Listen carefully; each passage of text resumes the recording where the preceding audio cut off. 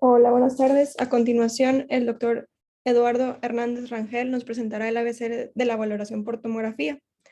El doctor Eduardo es residente de cuarto año de radiología e imagen del Hospital Universitario. Realizó sus estudios de licenciatura en la Universidad de Anáhuac y ha participado en numerosas publicaciones con más de 200 citas. Es un gusto para nosotros tener la presentación inédita de un compañero de radiología en este simposio. Le damos la bienvenida.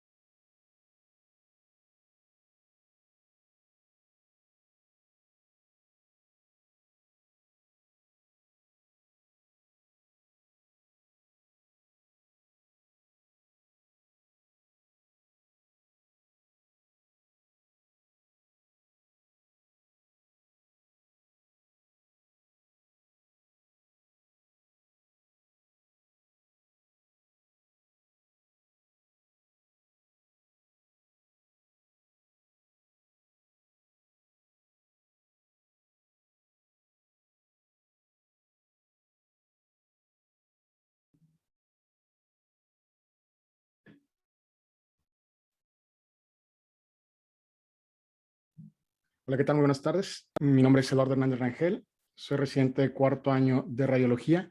Muchísimas gracias por la invitación. Es para mí un placer el poder estar el día de hoy con ustedes.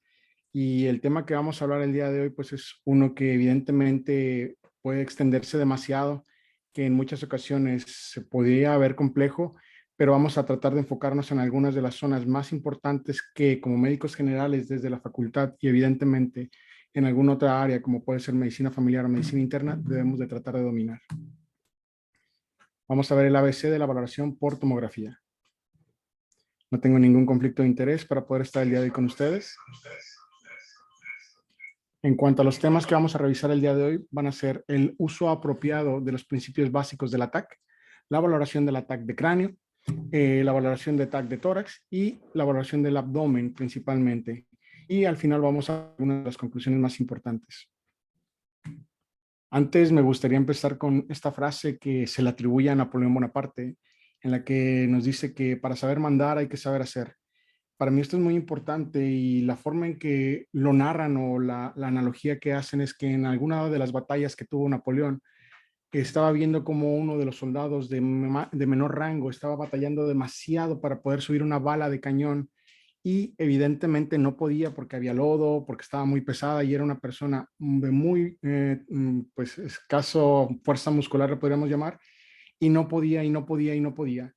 Se baja Napoleón de su caballo, lo ayuda a poder subir la bola de cañón y lo manda a otro lugar a hacer algún otro tipo de actividad. Cuando se acerca alguno de los comandantes le dice, pero mi general, ¿qué es lo que usted está haciendo?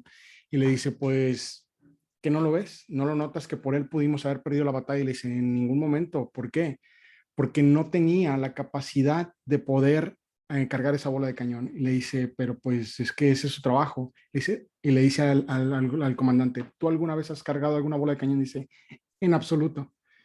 Y fue de donde surgió esa frase, para saber mandar hay que saber hacer. ¿Cómo iba a saber ese soldado raso probablemente iba a poder cargar una bola de cañón si ni siquiera quien lo estaba mandando sabía de qué se trataba?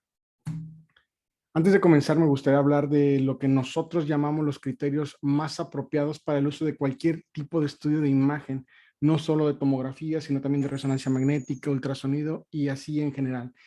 Estas guías son a las cuales ustedes pueden acudir, tienen diferentes escenarios clínicos para las diferentes patologías o diferentes posibles pacientes que lleguemos a tener, y nos habla de cuáles son los estudios más adecuados basados en la clínica de nuestros pacientes, y es obviamente en los que en radiología nos basamos para determinar cuál es el mejor estudio de nuestro paciente. Pero aún así, tenemos que recordar que muchas de las ocasiones y en la gran mayoría, cada paciente debe ser individualizado, y la historia clínica que está presentando junto con el interrogatorio y la exploración física deben de ser lo que mande el siguiente paso a seguir para su exploración diagnóstica. De aquí, ¿qué es la tomografía? Como sabemos, la tomografía utiliza diferentes imágenes secuenciales de todo el organismo y nos da una imagen bidimensional en escala de grises. Es así como podemos hacer diferentes reconstrucciones del cuerpo y tener diferentes segmentaciones en sagital, en coronal e inclusive algunas reconstrucciones en 3 dimensiones para poder valorar el cuerpo humano. ¿Cómo funciona? Sabemos que la tomografía utiliza rayos X, los cuales pasan a través del cuerpo humano a través de un emisor de rayos X. Las diferentes estructuras del cuerpo van a ir atenuando estos rayos X, y cada uno de los rayos X que logren pasar a través del cuerpo humano en las diferentes estructuras y en los diferentes tejidos van a ser recibidos en un receptor. Esta imagen que se está generando va a ser captada por una computadora, la cual va a transformar esta energía en una imagen. Cuando utilizamos una doble fuente de tomografía, pues esta imagen se obtiene de una forma más rápida, e inclusive podemos obtener imágenes de estructuras en movimiento como. Sabemos que la utilidad del contraste pues es muy sencilla, nos sirve para poder ver un contraste en los diferentes tejidos y tener una mayor definición entre ellos para poder caracterizarlos de una forma más adecuada. Este contraste por lo general es un contraste iodado que se inyecta a nivel intravenoso y podemos ver estructuras vasculares, tumores e inclusive inflamación. Muy bien, ahora vamos directamente a lo que muchas veces nos cuesta demasiado trabajo y en algunas ocasiones queremos deslindarnos de la responsabilidad de inclusive valorar algún estudio de imagen. Pero creo que quienes están ahorita en el internado, quienes están iniciando algún tipo de especialidad, les ha pasado en muchas ocasiones que llegan con algún tipo de estudio, la mayoría de sus pacientes que ya se realizó previamente, o que vienen con algún tipo de interpretación y nos piden alguna opinión, y pues deberíamos de estar preparados y evidentemente capacitados para poder por lo menos identificar que algo anormal se está presentando en nuestros pacientes. De aquí tenemos que tomar en cuenta algunos de los aspectos más importantes para la evaluación. No estoy intentando que ustedes generen un diagnóstico, pero creo que sería correcto poder acercarnos a una probabilidad diagnóstica y con ello determinar cuál sería algún criterio importante para poder determinar si nuestro paciente requiere algún tipo de tratamiento urgente o emergente, y si con esto podemos llegar a salvar incluso su vida.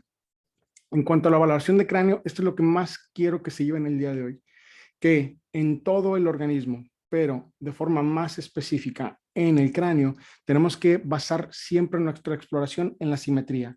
Incluso existen diferentes artículos en los cuales nos llevan o nos exigen que deberíamos de poner a nuestro paciente en un true axial, que prácticamente es independiente de la forma en que se obtuvo la tomografía, ya sea que por nuestro paciente no cooperó, que el paciente se encuentra con muy poca, por proporción de la anatomía de forma adecuada, de que el paciente es un paciente politraumatizado, el cual tenemos que hacerlo lo más rápido posible y no tenemos capacidad para colocarlo de forma adecuada sobre la mesa. Independientemente de eso, hay diferentes herramientas que nosotros podemos utilizar para poder obtener esta imagen. Ahorita les voy a intentar enseñar cómo podemos utilizar algunas de ellas para poder hacer esto en reconstrucciones, lo que le llamamos multiplanares.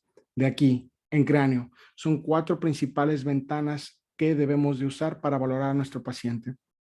Estas son las ventanas para sangre, las ventanas para isquemia, las ventanas para hueso y para tejido blando. Esto, si sabemos por lo menos entenderlo y utilizarlo lo más básico posible, vamos a poder determinar cuándo requerimos algún otro tipo de estudio y cuando a nuestro paciente debemos de canalizarlo o interconsultarlo con algún otro tipo de especialidad. ¿A qué nos referimos con la parte de un axial verdadero? Si nosotros tuviéramos a nuestro paciente sobre la mesa en las imágenes A y B y quisiéramos obtener todo lo que es a nivel supratentorial o intracraneal incluso, y nosotros estamos siguiendo un axial estricto, que es como se obtienen las imágenes, vean cómo estamos obteniendo imágenes de cerebelo cuando todavía estamos empezando a ver imágenes de la porción frontal del cerebro. Entonces, esto podría llegar a generar algún tipo de confusión e inclusive una mal valoración de nuestros pacientes. Lo que se nos sugiere es tratar de poner en una valoración un poco más oblicua, en donde intentemos abarcar toda la porción del cerebro supratentorial en una sola localización, y lo mismo del resto de las porciones a nivel extracraneal o intracraneal, pero que no comparten la porción del parénquima cerebral. Entendiendo esto, vamos a hacer algún tipo de ejemplo. Voy a salirme un poco de aquí y si por algo se deja de compartir, ahorita lo volvemos a compartir.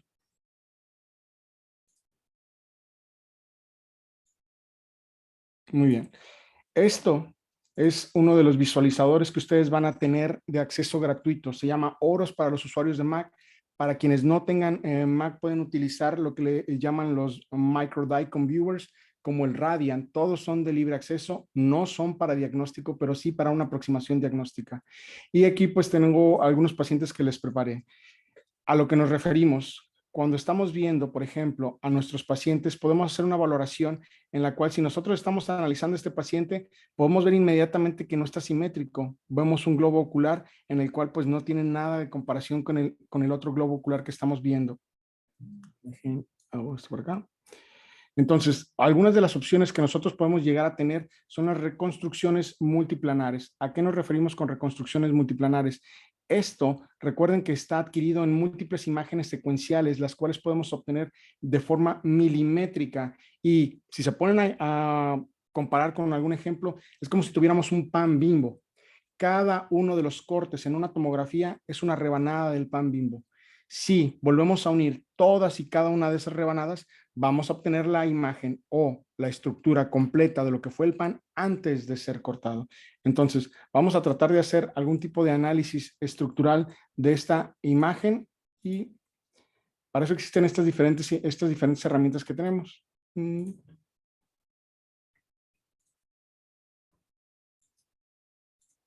Como ven, podemos reconstruirlo en coronal, podemos reconstruirlo en sagital y con ello poder valorar mejor a nuestro paciente. Cuando les estaba hablando de la porción de verlo en axial para poder valorar cómo se encuentran nuestros pacientes, ahorita no voy a hacer todas las reconstrucciones en axial o el verdadero axial, pero una forma que les va a servir mucho para poderlo valorar en un verdadero axial es irse siempre a los oídos externos. Una vez que estamos en los oídos externos, permítanme tantito para, ahorita lo regreso. Una vez que estamos en los oídos externos, vamos a tratar de utilizar las herramientas que tenemos de comparación o de reestructuración para poder poner el otro oído. Y una vez que los tengamos, recuerden que vamos a utilizar las 4 ventanas que les dije. ¿Cómo vamos a utilizar la ventana para sangre? Tenemos la imagen de escala de grises, que es esta que tenemos aquí. Esta imagen de escala de grises para buscar cuando hay verdaderamente sangre, porque si se fijan, aquí tenemos el hueso. Este es un paciente traumatizado que fue encontrado en la vía pública. Si quizá lo analizamos desde la base hasta la porción más superior del cráneo, pues podemos evidenciar que existe este sangrado que aparentemente es subdural y quizá subaracnoideo, pero nada más lo estamos viendo de un lado.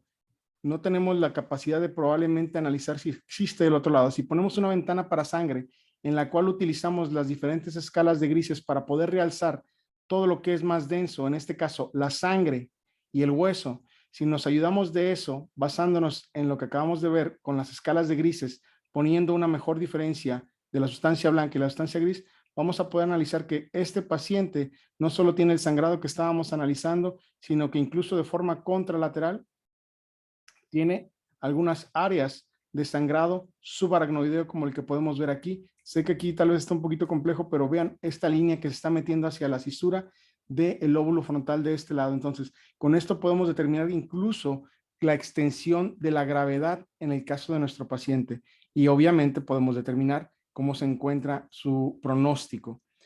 Podemos ver incluso o analizar de forma más detallada el sangrado intraparenquimatoso que tiene y con ello poder ver cuál podría ser tu tratamiento, y eso podría ser de gran ayuda en la valoración para neurocirugía. Ahora bien, todas y cada una de estas ventanas, como dijimos, pueden ser valoradas. Vamos a ver otra ventana o la siguiente ventana, que sería la ventana para isquemia.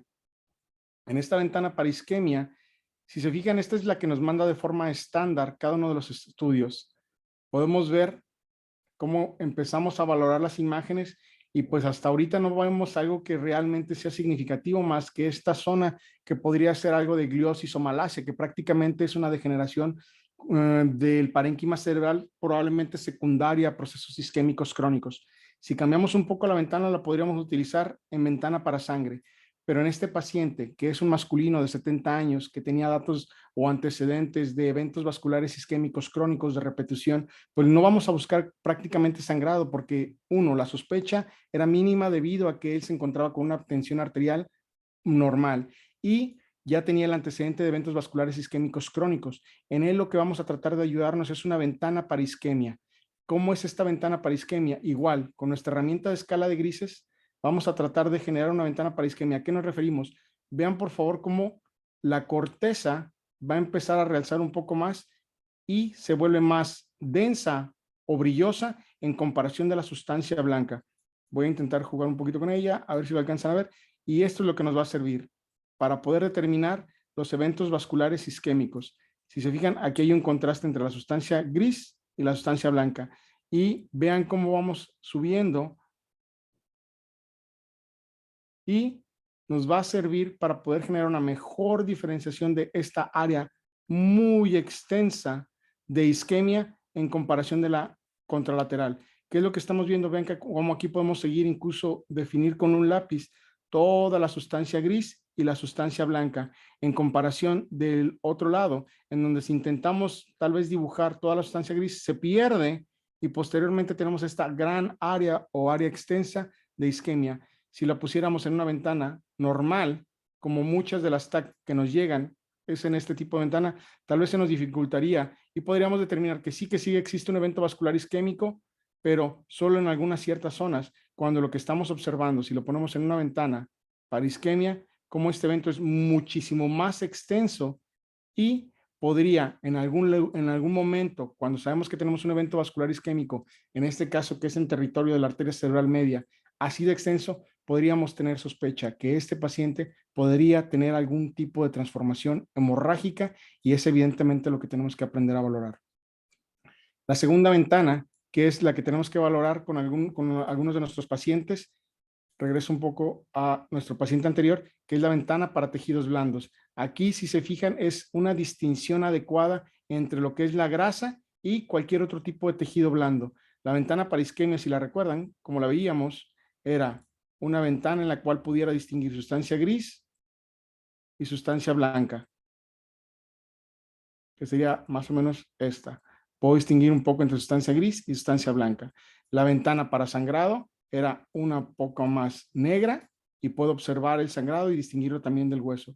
Pero la ventana, fíjense en tejidos blandos. La ventana para tejidos blandos me da un contraste de todo lo que son las estructuras que tienen grasa y el resto de los tejidos blandos. Y es así como puedo analizar cómo se encuentran tal vez edematizados, cómo hay edema de los tejidos blandos y cómo este paciente además tiene un hematoma subgaleal.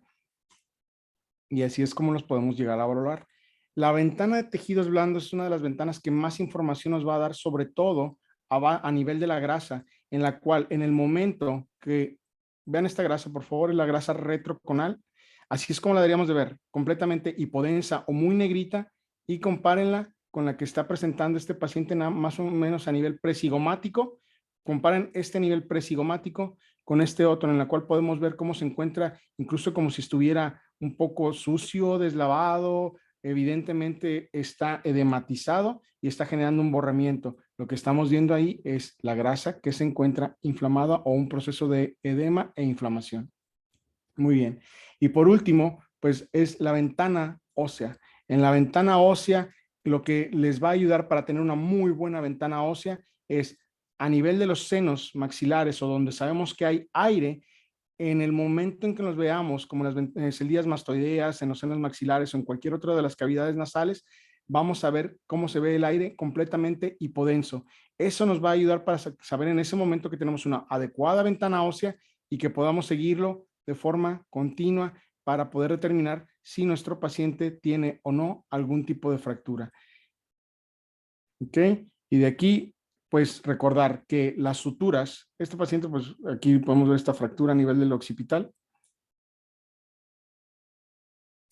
Y pues probablemente fue el mecanismo de trauma directo, y ya posteriormente lo que estamos viendo a nivel frontal y de forma bilateral a nivel subaracnoideo, pues fue el mecanismo de concusión. ¿Qué es lo más importante que tenemos que recordar cuando valoremos esto? Uno, que los podemos valorar ya sea en axial, en coronal y en sagital, pero una buena valoración axial va a ser suficiente para poder determinar cómo está nuestro paciente. Además, en una valoración con ventana para hueso, podemos ver, como les dije, en los senos maxilares, por ejemplo, cómo se encuentra el aire completamente hipodenso. Podemos determinar si nuestro paciente también está o no está presentando neumoencéfalo. Nos va a servir para poder ver si hay aire en algún otro tipo, en alguna otra de las estructuras o alguna otra de las cavidades. Entonces, recordando,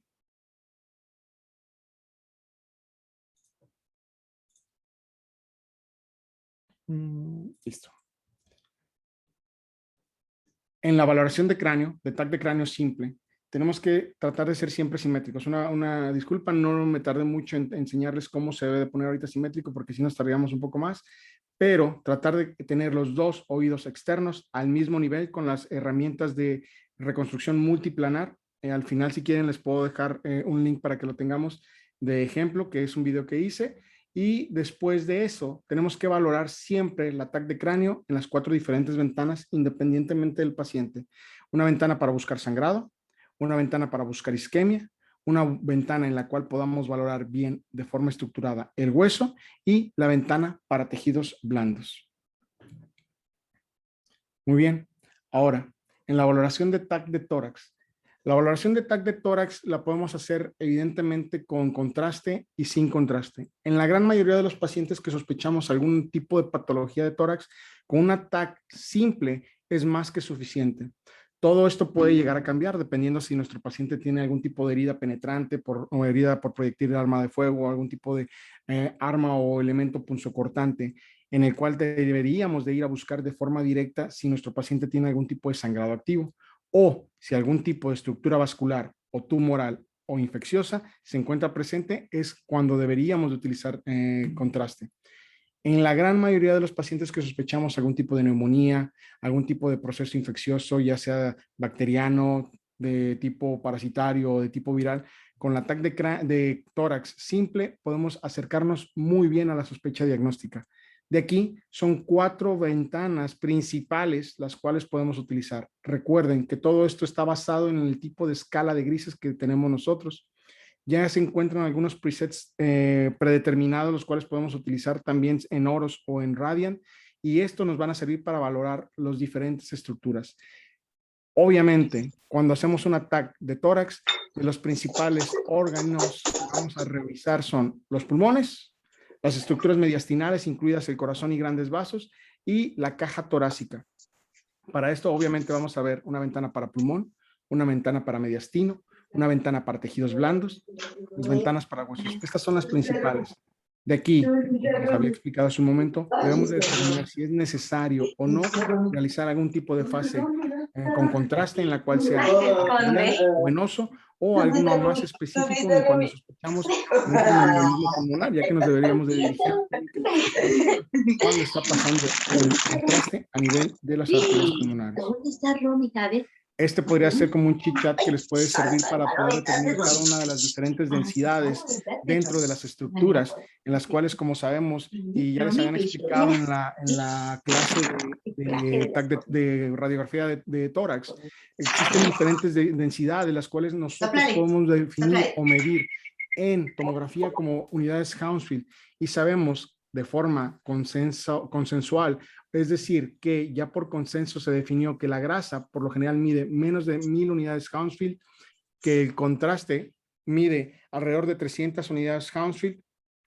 y el hueso más de 1000 unidades Hounsfield. Si nosotros sabemos cómo se encuentran cada una de estas estructuras en todo el organismo, vamos a poder determinar cuando en la grasa no se encuentre o encontremos alguna densidad de tejidos blandos para determinar que ahí puede encontrarse algún tipo de proceso inflamatorio o proceso tumoral.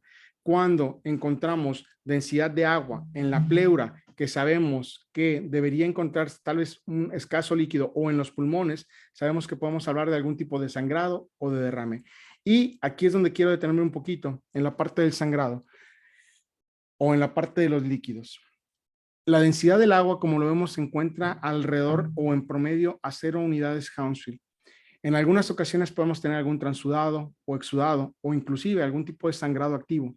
Tenemos que recordar que cualquier tipo de líquido que se encuentre en el organismo puede tener características compartidas, es decir, que dependiendo de la cantidad de proteínas, dependiendo de la cantidad de celularidad, podemos tener alguna sospecha de que puede ser, por ejemplo, un sangrado, y lo que estamos viendo pues es simplemente un líquido que contiene abundantes proteínas, y en ese momento podríamos nosotros decir que se encuentra un sangrado activo cuando ese paciente probablemente sí llegó por politraumatismo, tiene algún tipo de fractura, pero lo que teníamos es un proceso crónico por algún otro tipo de patología. Entonces no es mandatorio lo que estamos viendo, no siempre van a explicarnos los hallazgos y las unidades Hounsfield lo que estamos viendo, por lo tanto vuelvo a lo mismo, tenemos que tratar de correlacionarlo con lo que estamos viendo en nuestro paciente, tanto en la clínica como en la exploración física.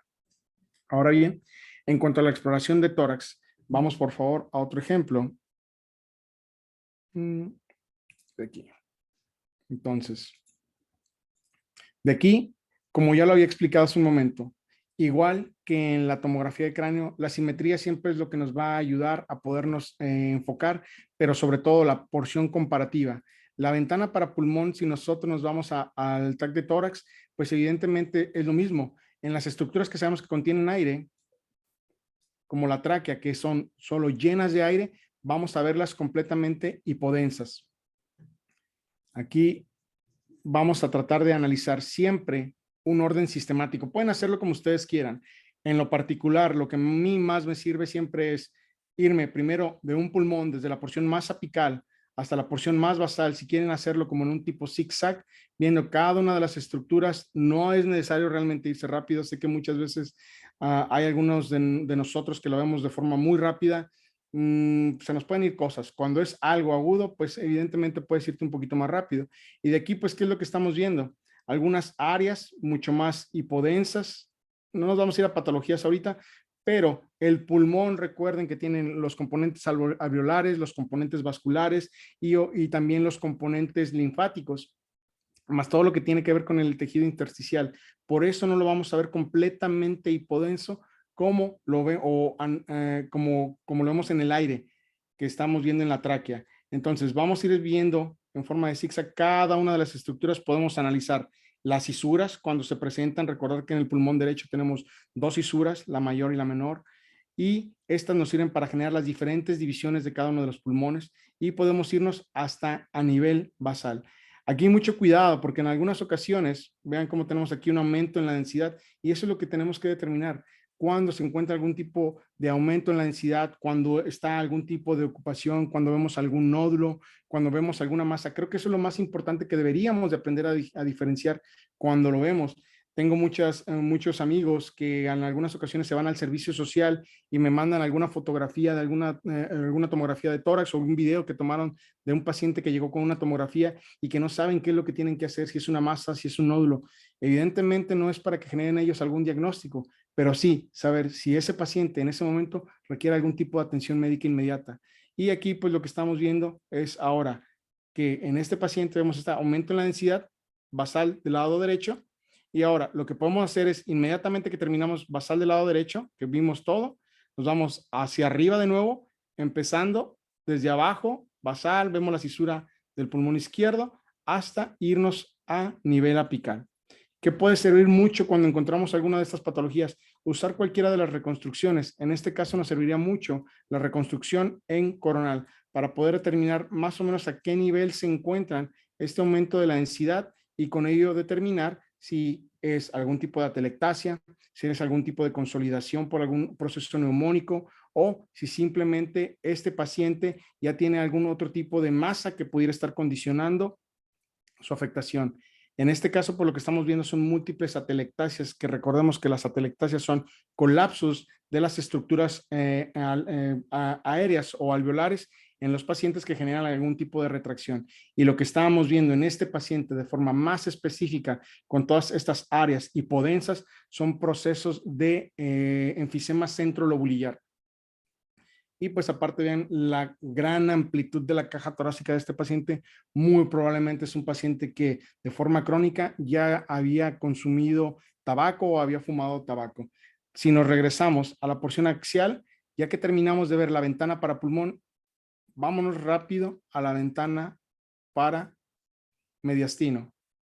En la ventana para mediastino tenemos que tratar de distinguir de forma muy eficaz lo que es la grasa. La grasa es la que más información nos va a dar de cómo se encuentran todas las estructuras, porque aunque sea una ventana, o perdón, un estudio sin contraste y estemos valorando estructuras mediastinales o estructuras vasculares, pues podemos observar cómo podemos ver cada uno de los grandes vasos, en este caso la aorta, que evidentemente está muy elongada. Una forma de determinar cómo está elongada, pues en promedio, el humano, tenemos los cuerpos vertebrales que miden 3 centímetros. Vean cómo esta aorta, desde prácticamente ascendente y descendente, es casi más o casi 1.5 de tamaño más que este cuerpo vertebral. Por lo tanto, aquí estoy casi seguro que este paciente tiene una elongación o un aneurisma aórtico, que sería una de las sospechas que debería tener. Y lo mismo nos va a servir para con la vena, el tronco pulmonar, perdón. El tronco pulmonar siempre lo debemos de medir a nivel de la aorta ascendente y es como vamos a determinar si nuestro paciente tiene datos o no de hipertensión pulmonar. Y pueden ver cómo independientemente que no es un estudio contrastado, podemos valorar desde el tamaño de las estructuras vasculares del pericardio, que aunque el corazón se está moviendo y no es un estudio dedicado al corazón, pues podemos valorar que no se encuentra, este es el pericardio, esta pequeña línea más densa que está dividiendo la grasa epicárdica del corazón y pues no se encuentra lleno de líquido. Vemos que el corazón o la silueta cardíaca está muy amplia y pues podemos ver de aquí el resto de las estructuras. Aquí está el esófago, podemos analizar los ganglios que podemos llegar a observar o las adenopatías si es que están presentes. Por ejemplo, esta que está presentando este paciente que probablemente ya está calcificada, muy probablemente cuando vemos algún tipo de adenopatía calcificada sabemos que nuestros pacientes pues tuvieron algún tipo de exposición a una enfermedad granulomatosa de forma más segura y más si estamos en Monterrey. Entonces, aquí es como podemos ver la grasa de las estructuras mediastinales son las que nos van a dar mucha información como es la aparición de estas adenopatías y vamos a poder observar incluso a nivel de la grasa preepicárdica y periepicárdica cómo se encuentran los demás ganglios linfáticos. De aquí nos vamos a ver las ventanas para tejidos blandos, que era muy similar a la anterior, en la cual pues lo que queremos ver es principalmente todo el resto de tejidos blandos de las estructuras musculares, la pared abdominal, la piel y lo que alcanzamos a ver un poco de la porción de abdomen. No nos vamos a enfocar ahorita en eso porque vamos ahorita a la parte de la estructura de abdomen, pero muy importante porque eso se olvida y se olvida demasiado seguido, incluso a nosotros que estamos en la parte de radiología, las porciones óseas. Una de las formas más eficaz, de nuevo nos vamos a las porciones óseas, recordar para una ventana ósea adecuada, debemos de ver las estructuras aéreas completamente hipodensas, sin ningún tipo de densidad, y así es como deberíamos de valorar de una forma un poquito útil todas nuestras estructuras óseas, pónganlas en un sagital.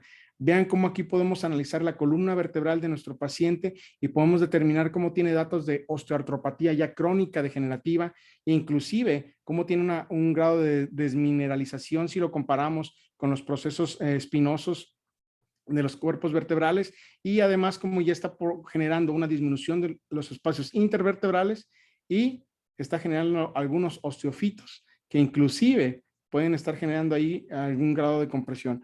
Obviamente esto no es una valoración adecuada, pero podemos tener algún tipo o grado de sospecha, y lo mismo, valorar si hay algún tipo de fractura. Vean este puente óseo cómo está proyectándose incluso hacia el pulmón, el parénquima pulmonar. Lo mismo es valorar el esternón y con ello, pues todas las estructuras que estamos viendo. Entonces, si regresamos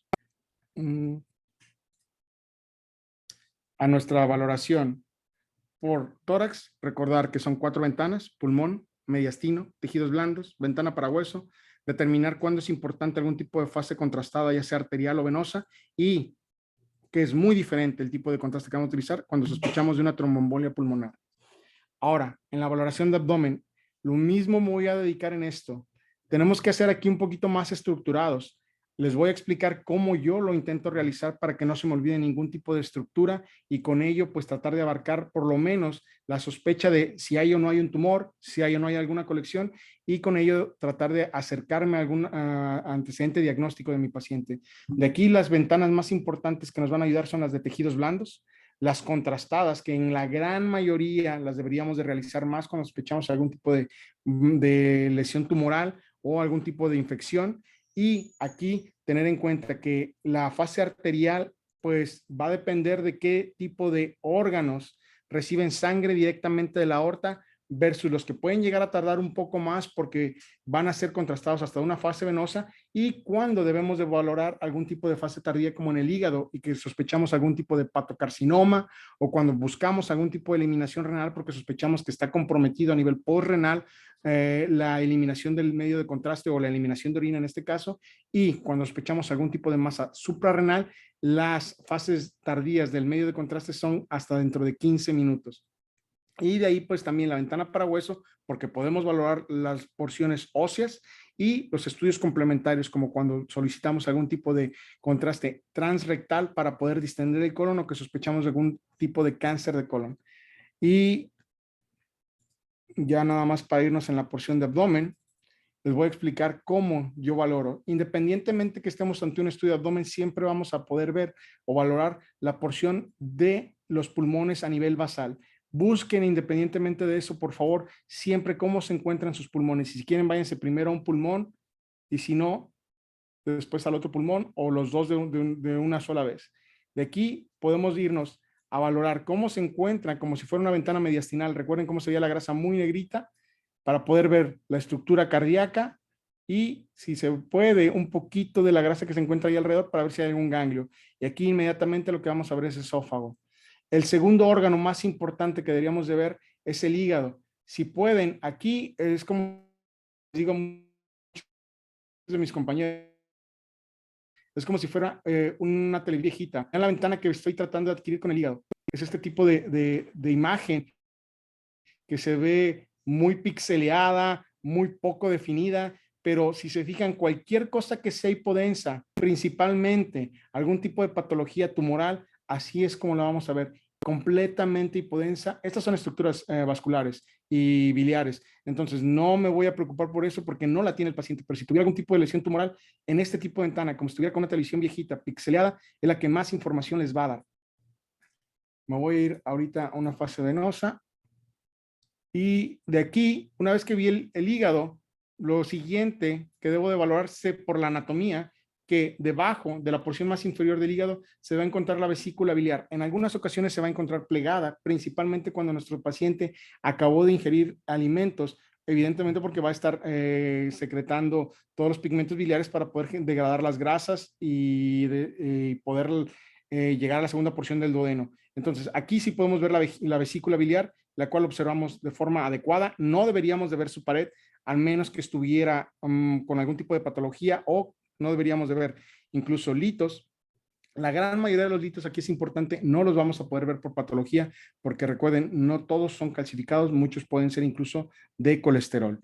De aquí, por anatomía y por topografía, esta estructura, sabemos que este es el vaso, entonces la estructura vascular que llega al vaso va a ser la vena y la arteria esplénica. Justo por arriba de ella vamos a ver esta imagen como en forma de S, que casi no se ve de forma adecuada, y lo sé, pero aquí la podemos ver un poquito más en la fase arterial. Esa es la importancia de lo que les estaba diciendo. Algunas estructuras reciben sangre de forma directa en fase arterial y es cuando las deberíamos de valorar. El páncreas, que es este que estamos viendo, es uno de los que debemos de ver en una fase arterial a comparación del vaso. Vean cómo el vaso se ve con estas estructuras más hipodensas que nos podrían llegar a confundir que si es un absceso o que si es algún tipo de tumoración. Recordar que el vaso tiene pulpa blanca y pulpa roja, por lo tanto, la pulpa roja es la única que sí va a captar contraste en una fase arterial, y en una fase venosa, vean ya cómo está un poquito más homogéneo, porque ya recibió completamente sangre en todas sus estructuras. Entonces, el páncreas, valoración en una fase arterial. El vaso debe ser valorado en una fase venosa. Si regresamos con los riñones, vemos cómo los riñones en una fase arterial, sabemos que estamos en arterial, recuerden, porque aquí se encuentra la aorta y es cuando más contraste tiene. Esto es algo que nos podría ayudar.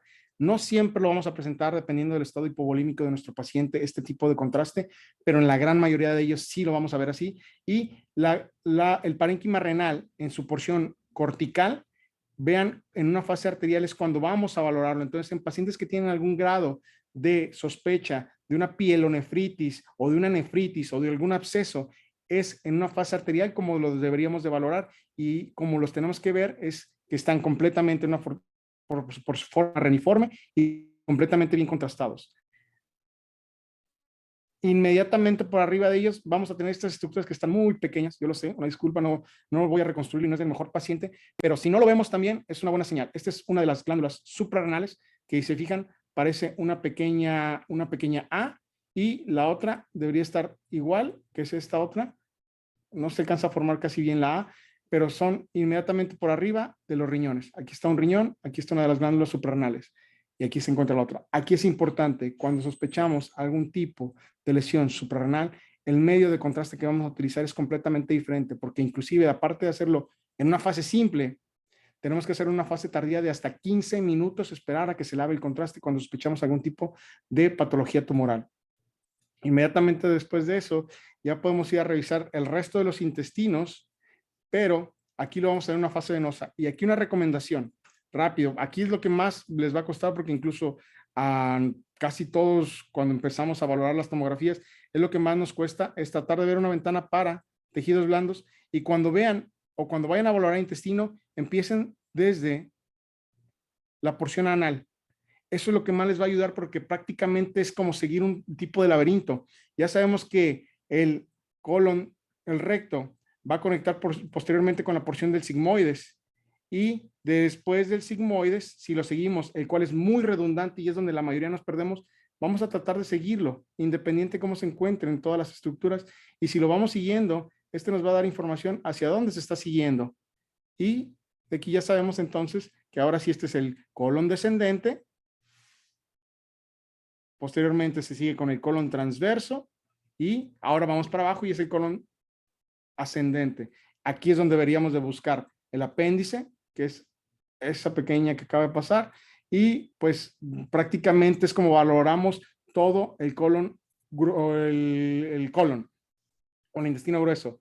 Empezar desde la porción más inferior a nivel del ano, y ya posteriormente, ahora sí, podemos revisar el resto de intestino delgado. No, aquí no les recomiendo que lo sigan como si fuera algún tipo de laberinto. Aquí traten de ver si alguna de las estructuras tiene alguna lesión de forma directa, corte por corte, y si está muy distendido, sí seguirlo así, porque tenemos que ver en dónde se encuentra algún tipo de grado de obstrucción. De aquí, algunas otras de las estructuras que nos van a ayudar es volver con la grasa. Vean cómo vemos la grasa para tratar de ver las estructuras retroperitoneales a nivel de aorta, cava, y aquí es donde vemos algunas de las patologías que llegan a generar algún tipo de relevo ganglionar y donde vemos algunas de las metástasis. Y posteriormente lo mismo, las estructuras de los órganos reproductores en una ventana para tejidos blandos, la vejiga y al final podemos ver hueso. Y de nuevo, hueso, cuando no tengamos mucha práctica, vuélvanse a ir a un corte en sagital y así es como vamos a tener una mejor vista de todas y cada una de las estructuras óseas. Y lo mismo, podemos irnos a sagital o en coronal cuando tenemos alguna duda de cómo se encuentra nuestro paciente en el resto de los órganos. ¿Y cómo lo vamos a ver? Siempre con la grasa, traten de verlo un poquito más negra.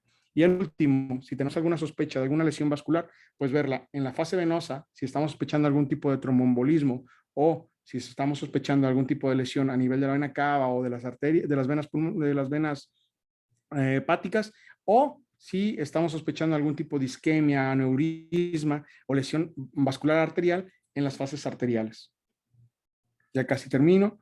Entonces, de aquí recordar, en la parte de abdomen vamos a ver las 4 ventanas, las ventanas para tejidos blandos, en las cuales tenemos que ser muy enfáticos en qué tipo de contraste. Aquí les sugiero de forma un poquito más enfática es busquen los criterios apropiados cuando tengan alguna sospecha, les va a dar gran ayuda y con esto, con la exploración, con su clínica, van a poder ayudar o vamos a poder ayudar un conjunto mejor a nuestros pacientes.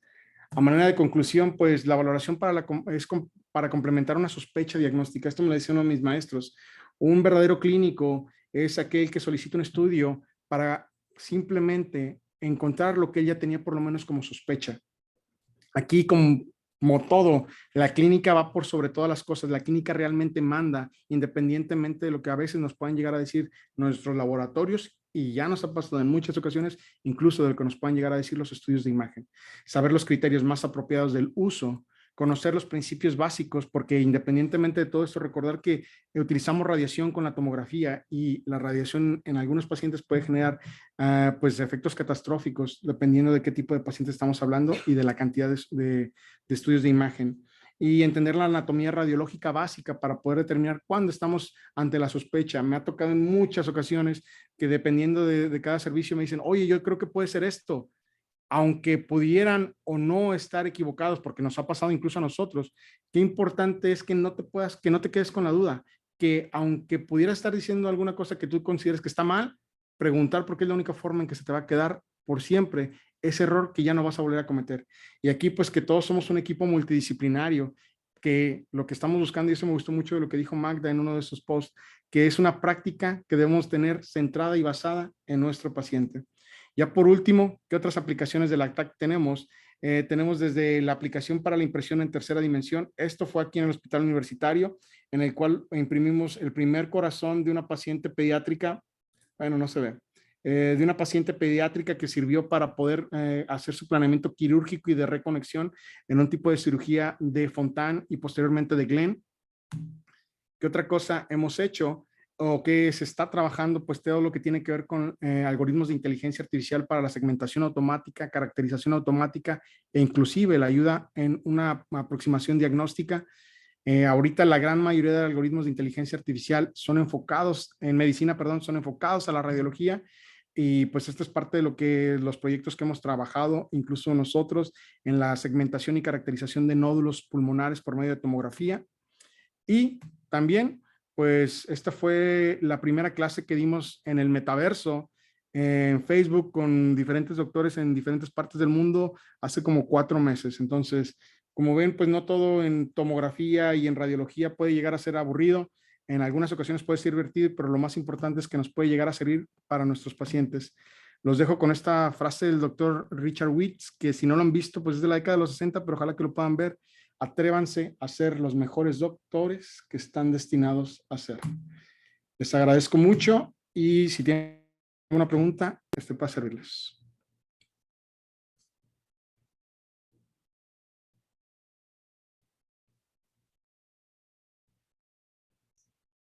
O si lo quieren escribir en el chat, pues también con todo gusto. A ver, creo que sí.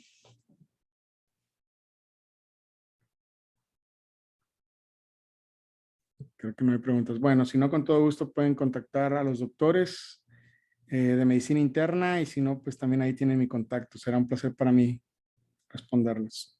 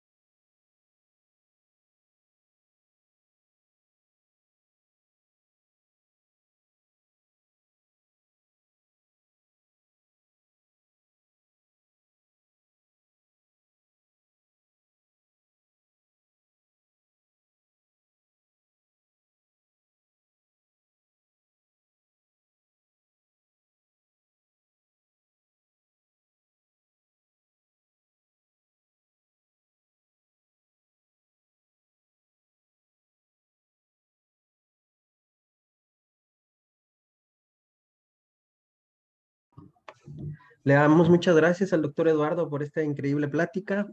Por favor, tengan la confianza de que si tienen alguna duda, envíenlos a los contactos que les proporcionamos de cada uno de los ponentes. A continuación vamos a proceder al sorteo. Nada más que les voy a pedir que por favor permanezcan aquí en línea 5 minutitos y para poner la aplicación para hacerlo en vivo. Denos unos minutos. Procedemos con el sorteo.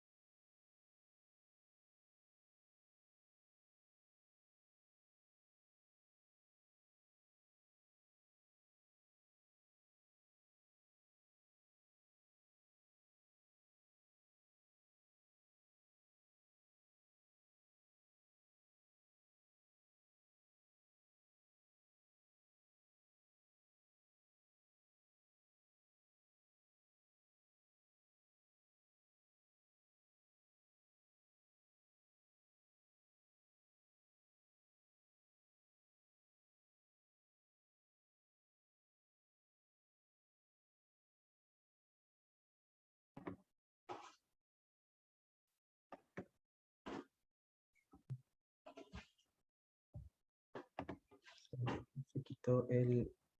¿Sí, verdad? Aquí.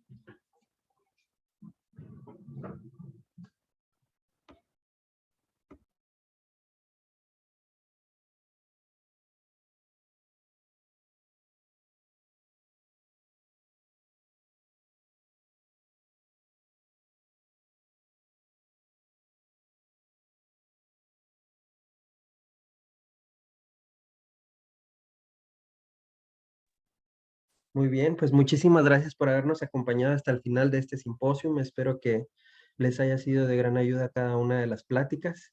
Y pues vamos a empezar con el sorteo. Aquí tenemos una lista de las personas que se inscribieron hasta el último.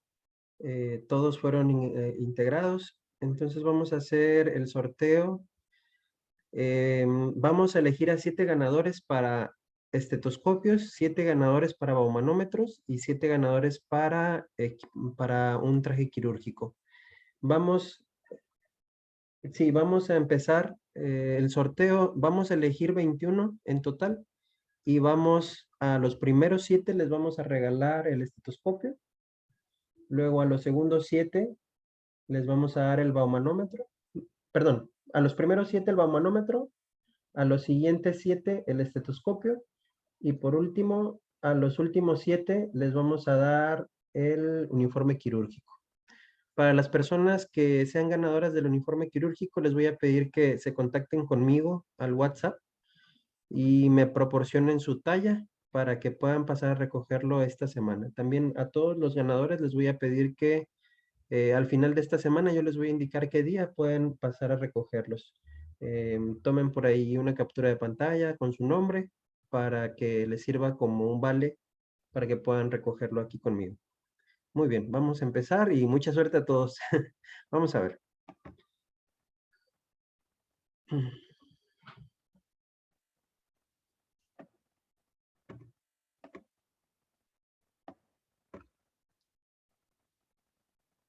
Vamos a elegir 21 ganadores y voy a poner 3 suplentes en caso de que alguno de ellos no se reporte. Muy bien. ¿Listos? En la cuenta de 3 vamos a iniciar la cuenta regresiva. 1, 2 y 3. Mucha suerte a todos.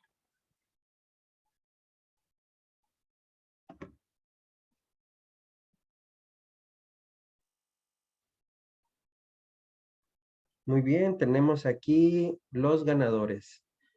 Los primeros 7 van a ser la doctora Kiara Nailea Montano, Luis Guzmán, Eric Javier Alemán, Manuel Ríos, Rodrigo Manuel de la Rocha, Andrea Berenice Fiscal y Melanie Gabriela Ríos. Muchísimas felicidades. Ellos son los ganadores de un baumanómetro.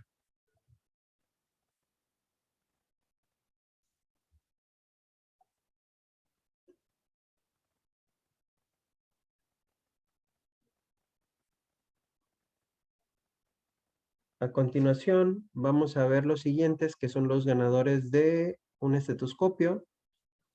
Es Karina Lisbeth Lara, Raquel Guadalupe Muñoz. El tercero es Alejandra I. Saucedo.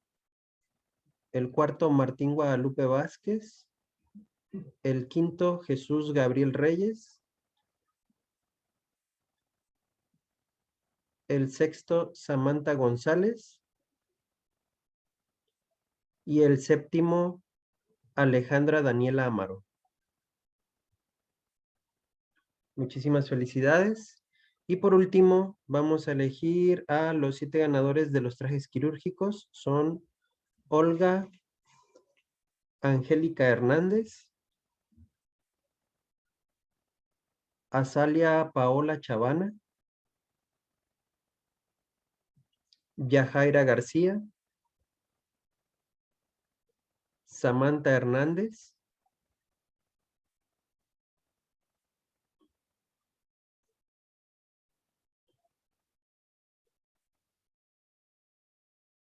Itzel Ochoa, Evelyn Araceli Camargo y Ana Sofía Sánchez.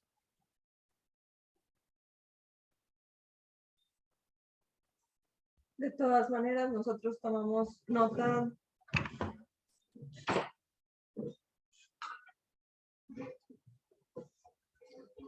Hola, buenas tardes. Hola, de todas maneras, nosotros tomamos nota de los nombres y de las asignaciones de los premios, pero por favor, acérquense con Galdino Hernández para la verificación de la recepción de los premios.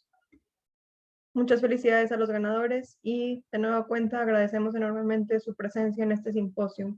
Esperamos que haya sido de su agrado y que nos sigan acompañando en los sucesivos. ¿Alguien tiene alguna duda sobre la dinámica o alguien que se le haya pasado su nombre o hay algún ganador dentro de los participantes en este momento?